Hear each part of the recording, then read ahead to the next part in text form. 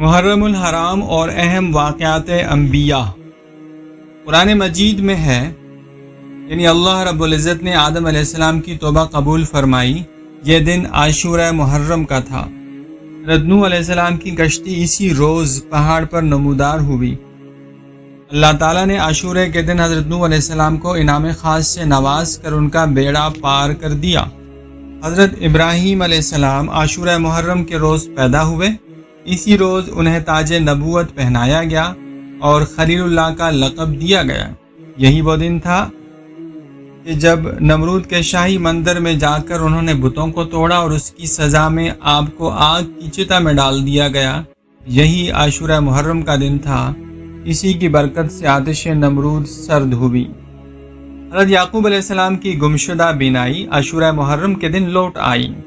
حضرت یعقوب علیہ السلام نے اپنے بیٹے حضرت یوسف علیہ السلام کی جدائی میں اس قدر ملال اور گریہ زاری کی کہ آنکھوں کی بینائی جاتی رہی۔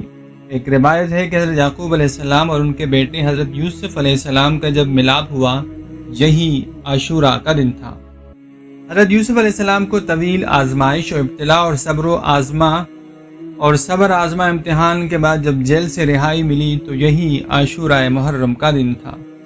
جب یہودیوں نے حضرت عیسیٰ علیہ السلام کو سولی پر چڑھانے کا ارادہ کیا تو خداوند قدوس نے اپنے وعدے کے مطابق انہیں آسمانوں پر زندہ اٹھا لیا، تو یہی عاشورہ محرم کا دن تھا۔ مشہور روایت ہے کہ حضرت داؤد علیہ السلام کی دعائے صحت اسی دن قبول ہوئی۔ تاریخ انبیاء میں ہے کہ حضرت ایوب علیہ السلام کے جسم اتھر پر آبلے پڑ گئے۔ عاجز و لاچار ہونے کے باوجود انہوں نے صبر کا دامن ہاتھ سے نہ چھوڑا۔